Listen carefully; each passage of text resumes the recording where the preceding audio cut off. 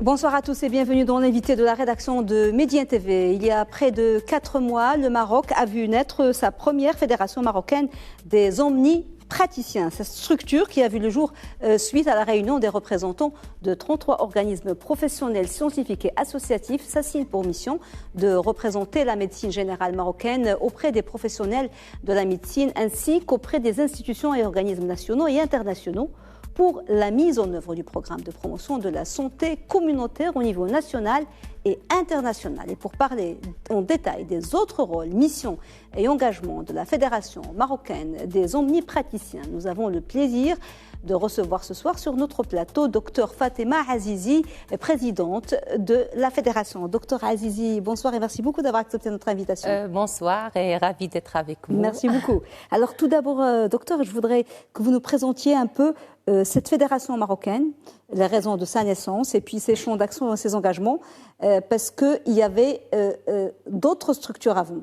Oui. Et puis récemment, vous avez donné naissance à cette fédération. Exactement.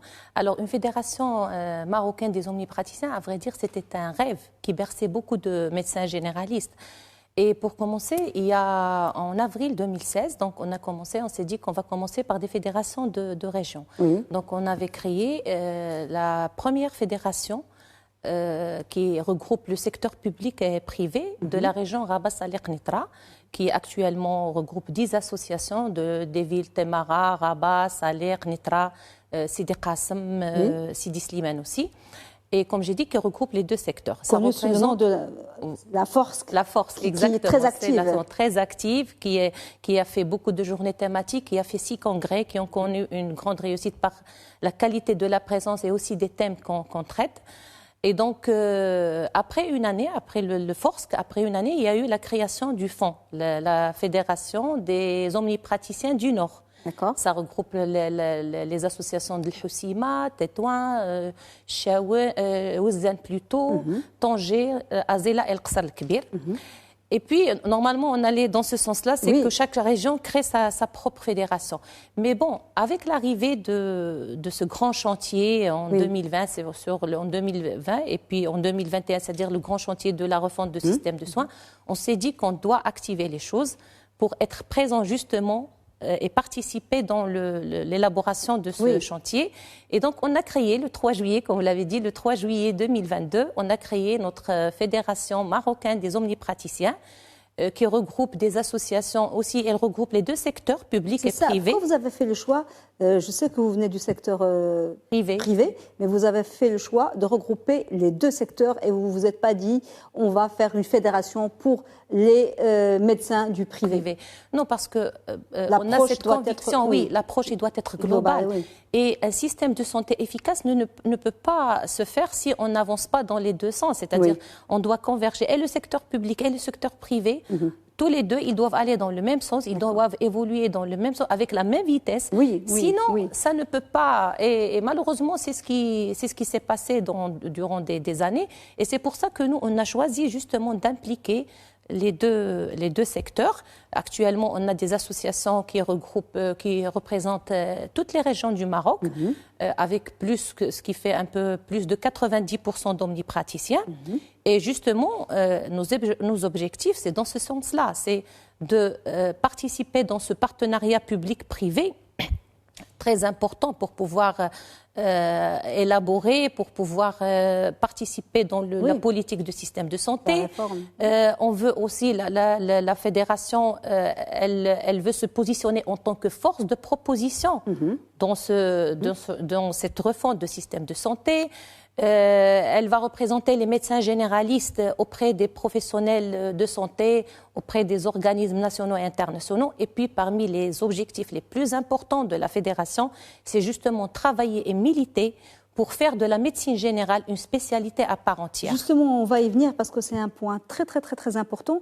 Mais depuis la création de la Fédération nationale, le FORSC existe depuis quelques années déjà, est-ce que vous êtes associé d'une manière ou d'une autre à cette réforme, à ce grand chantier?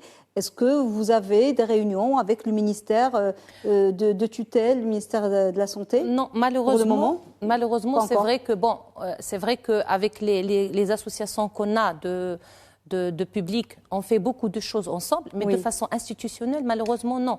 Parce que le secteur privé, et pourtant c'est un secteur quand même qui représente 60% des médecins généralistes, 50% des médecins spécialistes sont dans le privé. Et donc, normalement, c'est une force qu'il faut que l'État, normalement, le ministère doit savoir intégrer dans toutes ces activités, dans tous ces programmes.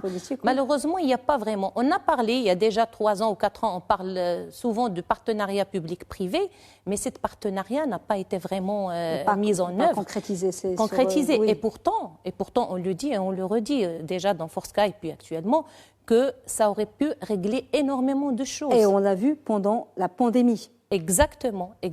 Dans le Covid, on aurait pu mieux. Bon, heureusement, notre pays est là quand même. Mais on aurait pu faire mieux, exactement, si on avait impliqué le secteur privé de le public, parce que dès le départ. Oui. Alors, avant de passer à cette question de la médecine générale comme spécialité, parce que c'est très important, je voudrais savoir comment se porte aujourd'hui la pratique de la médecine généraliste et la médecine de famille, parce qu'on a oublié ce terme, médecin de famille. Et qu'en est-il de la couverture au niveau national, en termes de nombre de médecins? Alors, en toute sincérité, la médecine générale ne se porte pas bien du tout au Maroc. Je suis désolée de le dire. Et d'ailleurs, pas seulement la médecine générale, beaucoup de spécialités, la même chose. Et ceci dans les 2 secteurs. C'est pour ça que je crois qu'il y a eu l'urgence de ce chantier de la refonte. Il y a eu plusieurs réformes. Depuis 2002, il y a eu plusieurs réformes. Mais ça ne aboutit pas à grand-chose, c'était souvent décevant. Et donc, quand Sa Majesté, en 2019, a annoncé qu'il nous faut une refonte de système de santé et pas vraiment une réforme, on était ravis quelque part parce qu'on s'est dit, bon, on espère que ça va donner le résultat.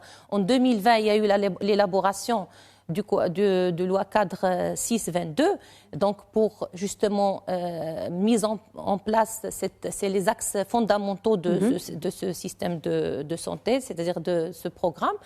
Donc tout ceci, c'est parce que justement les choses ne vont pas bien du tout, que ce soit pour le médecin généraliste et même pour les spécialistes, mais là je suis là pour parler plus des médecins généralistes.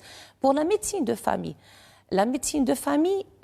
c'est vrai que le médecin généraliste jouait depuis longtemps le rôle du médecin généraliste. C'est normal par sa proximité, par cette relation médecin-malade qui se tisse à travers le temps et qui est basée sur la confiance, sur la confidentialité. Donc, quelque part, nous, médecins généralistes, dans tout le Maroc, il jouait ce rôle de médecin de famille. Parce qu'il a l'historique, on est plus efficace, on connaît le malade, on connaît sa famille. On le prend de façon globale, dans sa globalité. La famille, parce qu'on connaît même s'il y a des maladies Exactement, je vais en parler justement. Pourquoi ils ont choisi le parcours coordonné de soins, on va en parler, c'est pour ça. Mais si on veut parler de la médecine de famille de façon institutionnelle au Maroc, à vrai dire, elle vient d'être mise en place dans les études, dans la nouvelle réforme des études médicales. Elle va prendre place. Et donc, à vrai dire, d'une façon institutionnelle, on n'a pas vraiment encore cette médecine de famille qui est avec ses spécificités, avec ses caractéristiques bien déterminées. Elle nous fait gagner du temps, parce que pour les maladies héréditaires, quand on dit médecin de la famille, ça veut dire que c'est toute la famille. Exactement. Il connaît l'historique du père, de la mère, du grand-père parfois, des enfants. Ça nous permet... les personnes à risque. Ça nous permet de dépister énormément de maladies précocement, les diabètes, l'hypertension. Et c'est les maladies chroniques qui bouffent la grande majorité de budget de santé. Vous l'avez évoqué, docteur, c'est très important. Alors, dans beaucoup de pays, la médecine générale est devenue une spécialité à part entière. Oui. Et il y a beaucoup de pays, on ne va pas aller loin, la France ou ailleurs, où si un patient choisit d'aller consulter un spécialiste avant d'aller chez un généraliste, il n'est pas remboursé par la Sécu, tout simplement. Oui. Donc, est-ce que vous pensez qu'on devrait suivre cette voie? Est-ce que ce serait une bonne chose pour notre système de santé? C'est sûr, puisque, comme vous l'avez bien dit, c'est ce qui se fait dans la majorité des pays, que ce soit en Europe, aux États-Unis, l'Amérique latine. Même les pays de Golfe, même en Afrique, beaucoup de pays, ils ont adopté ce parcours de soins, ce qu'on appelle le parcours coordonné de soins, avec le passage obligatoire par le médecin général, mais généraliste ou médecin de famille ou traitant. C'est pas pour rien. C'est des études, des benchmarking qui ont été faits et qui ont montré justement que pour avoir un système de soins efficace et équitable, il faut créer ce parcours coordonné de soins parce que ça nous permet, on le sait, vous l'avez bien dit, le diabète, l'hypertension, les cancers, l'insuffisance rénale, c'est parmi les 4 maladies, et c'est des maladies chroniques, qui bouffent le budget de la santé. Et donc, toutes ces maladies, si on veut vraiment éviter les complications et les grandes dépenses, il faut faire un dépistage précoce. Qui peut nous faire un dépistage dans tous les systèmes de santé? C'est le médecin généraliste, le médecin de famille, qui, premièrement, parce qu'il reçoit monsieur tout le monde, voilà, et puis en plus, comme vous l'avez dit, il connaît la famille, les maladies chroniques chez telle ou telle famille, il connaît le niveau socio-économique, c'est très important dans la médecine, le socio-économique de chaque famille. Il y a ceux qui ne peuvent pas se permettre telle ou telle une panoplie d'examens, d'autres peut-être peuvent. Donc, cette approche est très importante. Deuxième des choses, c'est que là aussi, c'est les études qui l'ont montré, plus de 80% des maladies à travers le monde, ils sont traités en première ligne, c'est-à-dire soit dans le centre de santé ou chez le médecin généraliste. 80%. Et on économise énormément de dépenses. Les 20%, quand on veut au moins, il y aura, quand on a besoin d'un avis spécialisé, et c'est tout à fait normal pour plusieurs pathologies, au moins, il y a une bonne orientation. On oriente vers le spécialiste qu'il faut. Au lieu de faire le tour de plusieurs spécialistes et des fois d'aggraver le cas. Parce qu'on en a parlé tout à l'heure, docteur, quand on préparait l'émission. Des fois, vous recevez des gens qui ont eu un mauvais diagnostic parce qu'il y a l'automédication. Là, ce n'est pas de l'automédication, mais c'est peut-être aussi grave. Ils vont directement, ils ont mal quelque part, ils vont chez un traumato ou bien ils vont chez un cardio, un pneumo, alors que c'est tout autre chose. Exactement. Malheureusement, on reçoit des patients parfois par un dossier, mais vraiment là, un dossier comme ça, avec des bilans cardio, des bilans pneumo, il a vu le neuro. Et en fin de compte, souvent, on trouve que c'est un malade qui a un problème psychosomatique, qui a un trouble anxieux généralisé, et parce qu'il a des palpitations, il va voir le cardio, il fait toute une panoplie. Non, c'est pas ça. Donc peut-être c'est plus le pneumo, et ainsi de suite. Ça se répercute mal sur sa santé et ça coûte cher à l'État aussi. Ça coûte cher à l'État, énormément pour l'État, pour les caisses d'assurance. C'est des dépenses complètement inutiles et une perte de temps. Et ça arrive parfois même dans des maladies graves. Des tumeurs ou quelque chose qui sont dans un autre coin, et puis le malade, il va dans un autre sens. Et malheureusement... vous m'avez dit, docteur, qu'il y a un projet de loi, qui attend d'être adopté pour justement déjà faire de la médecine générale une spécialité et imposer la visite chez un généraliste avant d'aller chez un spécialiste. Depuis quand cette loi existe et qu'est-ce qu'on attend pour la faire passer? Alors, cette loi est venue avec le parcours coordonné, c'est-à-dire on en parle depuis presque une année, mais à vrai dire, il n'a été proposé que juste il y a 3 mois ou 4 mois. C'était le ministère qui l'a proposé. Et même le ministère a défendu cette option de passage obligatoire par le médecin généraliste. Parce que, on l'a dit, c'est ce qui se passe dans tout le monde. Malheureusement, elle est passée dernièrement dans la deuxième chambre législative. Il y a eu des changements. Je ne sais pas vraiment pourquoi. Chaque fois qu'on est au Maroc, on essaie un peu. On essaie toujours de changer des lois c'est-à-dire des lois qui ont prouvé leur efficacité ailleurs, qui sont appliquées partout. Je ne sais pas pourquoi, quand on arrive chez nous, ça bloque et on essaie toujours un petit peu de créer des entraves, alors que la logique même dit qu'il faut appliquer ça. Et donc là, maintenant, on essaie le parcours coordonné de soins. Je ne sais pas comment ils vont le faire, mais dans tous les cas, ils ont essayé d'enlever cette obligation. Mais si on enlève cette obligation, il vaut mieux enlever tout le parcours coordonné de soins. Ça sert à rien. Parce que le parcours coordonné de soins est basé sur ça, sur l'obligation de passer par un médecin généraliste traitant ou de famille. Les médecins, il y a des lois d'application qui vont déterminer pour le médecin traitant, qui peut être, par exemple, le pédiatre. Il fait partie de médecins traitants, peut-être les dermatos. En tout cas, il y a des textes d'application. Mais sincèrement, je ne vois pas comment on peut appliquer ce parcours de soins sans cette application. Sans cette loi. Alors, je vous ai posé la question, je me disais, on a l'impression est-ce que c'est juste une impression, en réalité, qu'il y a moins de généralistes au Maroc? Est-ce que des fois, on peut faire le tour de quartiers ou de zones tout entières avant de trouver, il y a des plaques de médecins spécialistes partout, mais pas. Est-ce qu'il y a moins de généralistes qu'avant? Non. En réalité, il n'y a pas moins de. Voilà, il n'y a pas moins de. C'est normal parce qu'avant on avait deux facultés, c'est-à-dire celle de Rabat et de Casa. Oui. Donc maintenant, alhamdoulilah, on a quand même Tanger, Oujda, Fès, Marrakech et tout. Donc on a plus d'étudiants et donc plus de médecins généralistes. Mais seulement, c'est le problème de la carte sanitaire. Les médecins généralistes, ils sont très mal répartis. On va aller, par exemple, dans un quartier populaire, on peut trouver plusieurs médecins généralistes dans le même quartier. On va dans un quartier résidentiel où ça explique un petit peu, on va voir pourquoi quelque part. On va trouver beaucoup plus de spécialistes et peut-être 1 ou 2 généralistes au maximum. Oui. Pourquoi? Parce que, d'ailleurs, il y a eu des études par le ministère de Santé, ils ont trouvé que les familles qui ont un budget moyen ou peu, ils s'adressent plus aux médecins généralistes. Oui. Et les familles aisées, ils s'adressent directement aux médecins spécialistes. Donc c'est lié à une histoire de budget. Et donc du coup, les médecins généralistes, ils suivent, si on veut, cette logique de choses, bien qu'il est un peu... donc ils choisissent de s'installer dans un quartier populaire. Plutôt que... Voilà. Alors ça nous amène à, justement, c'est le problème de la répartition et de la carte sanitaire, à parler du grand chantier de la refonte du système de santé. Quel regard porte la Fédération sur ce grand chantier? Quels sont les points forts? Quelles sont les limites? Quelles sont les choses que vous voyez qui pouvaient être rectifiées et réorientées? Vous êtes concernés de près. Les principaux concernés. Exactement. Bon, c'est sûr que notre fédération, comme d'ailleurs toutes les sociétés savantes, on attend énormément de choses de cette refonte du système de santé. J'espère qu'on ne va pas être déçus. Bon, il vaut mieux rester quand même optimiste. Voilà. Donc, cette refonte qui est basée, exactement, ça va être vraiment tout un changement dans notre système de santé. Il y a déjà la refonte du système de santé, il est basé sur 4 axes, c'est-à-dire c'est la gouvernance avec vraiment un changement complet. La gouvernance, donc elle est nationale, ils vont créer la haute instance de la haute autorité de santé, donc pour une meilleure gestion justement, avec l'agence de médicaments et dérivés, l'agence de sang et dérivés.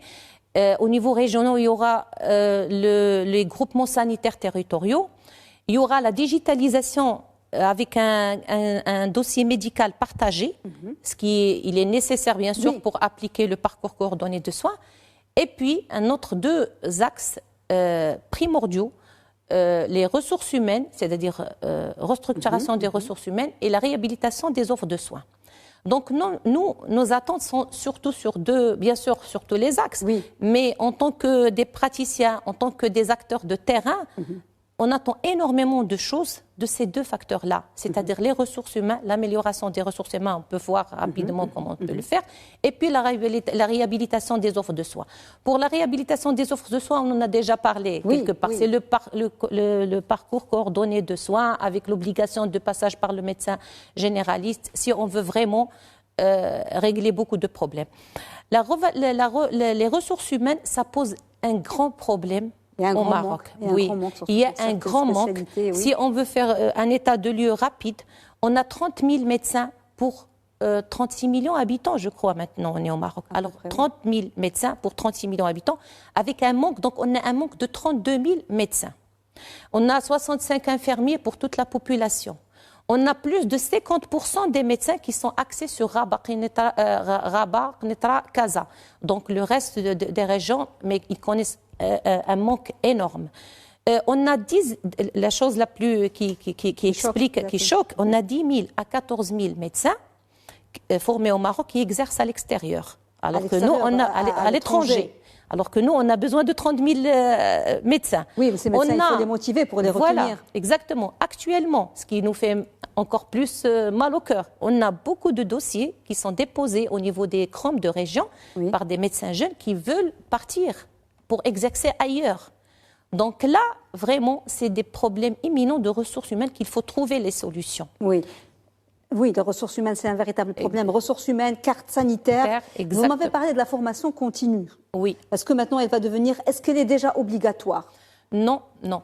La formation médicale continue, c'est vrai que heureusement, bon, au Maroc, les médecins, depuis longtemps, ils ont compris l'intérêt de la formation médicale, mais ça se faisait au niveau des associations. D'ailleurs, je remercie toutes les associations, mais vraiment, si le médecin, actuellement, que ce soit généraliste ou spécialiste marocain, est reconnu à travers le monde pour sa compétence, parce que là, c'est reconnu, vraiment. On reçoit des malades qui viennent de tout le monde, c'est-à-dire d'ailleurs, et ils le reconnaissent. C'est grâce à cette formation médicale continue que les médecins, d'ailleurs, paient de sa propre poche. Oui. Il n'y a pas de formation médicale continue. Le médecin paie de sa propre poche sa formation pour être à la hauteur des attentes des malades. Bon, ça fait je crois, 6 ans que ce projet de formation médicale continue obligatoire a été étudié au niveau du ministère, au niveau du CNOM aussi. Donc on a apporté on a fait nos propositions, mais il n'est pas encore passé par la voie législative. Qui va permettre aux médecins justement d'être, si on veut dire, accrédités et être sûr que le médecin il est à jour de... C'est important parce que la médecine elle évolue tous les jours et à grande vitesse, beaucoup plus qu'il y a 30 ou 40 ans.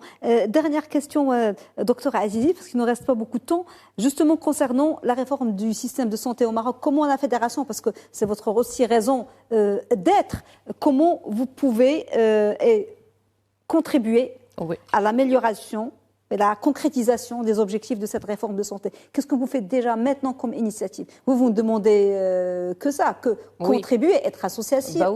Oui. Vous faites des choses, je sais, vous faites des congrès, mais comment vous pouvez, si vous voulez être plus efficace? Alors, en plus de côté formation médicale continue, c'est vrai que, comme j'ai dit, la fédération vient de commencer, mais déjà notre fédération Forska, et puis toutes les autres sociétés savantes, ils font énormément de choses à travers des congrès, à travers des journées de thématiques.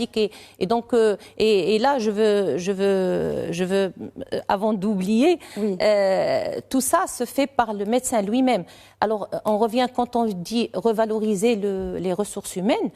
C'est vrai que le public, il a été un petit peu, après de longues années de militantisme, ils ont augmenté le salaire, mais pour le privé, est-ce que c'est logique qu'actuellement, le médecin généraliste et même le spécialiste, on est toujours remboursé, le malade est toujours remboursé par une loi de 2006. Il n'y a pas eu c'est-à-dire on n'a pas revu la tarification nationale. Le généraliste à 90 dirhams et le spécialiste à 120 dirhams. Est-ce que c'est logique? Depuis 2006, tous les prestataires de services, ils ont augmenté leur prix et leurs honoraires, et c'est normal. La matière première a augmenté, le coût de vie il a augmenté. Alors comment on peut imaginer le médecin, il investit justement dans sa formation, il investit dans les équipements, dans le matériel. C'est normal qu'il augmente un peu ses honoraires. Mais nous, on ne veut pas que c'est le patient qui paie de sa poche cette différence. On veut que c'est les caisses d'assurance qui paient. Donc, dans la fédération, déjà, on a commencé, même si ça fait juste 3 mois qu'on a commencé, mais déjà, actuellement, on est en train de faire des contacts avec les partis politiques, avec parlementaires, avec le ministère justement, parce que quand on a fait notre première journée de la fédération en collaboration avec Forska, on est sorti avec des recommandations et donc justement pour expliquer notre vision, pour dire qu'on veut participer, on veut être impliqué dans ce parcours de soins. Oui, ce qu'on a débordé, donc c'est... Voilà, et on veut contribuer à la mise en place du partenariat public-privé. Voilà. Dernière chose, moi je vais finir par dire, en attendant le passage de ce projet de loi, les patients doivent savoir qu'ils doivent aller voir le médecin généraliste parce qu'il joue un rôle, au-delà du rôle de santé, c'est un rôle social aussi très important et psychologique. Donc il faut avoir ce réflexe. Allez voir le généraliste, un médecin de famille qui va vous orienter vers le médecin spécialiste. Merci beaucoup, docteur Azizi, d'avoir été avec nous, d'avoir répondu à nos questions. Je rappelle que vous êtes présidente de la Fédération marocaine des omnipraticiens. Merci à vous. Merci. Madame, monsieur, merci beaucoup de nous avoir suivis. Bonne suite des programmes sur Média TV. Très belle soirée.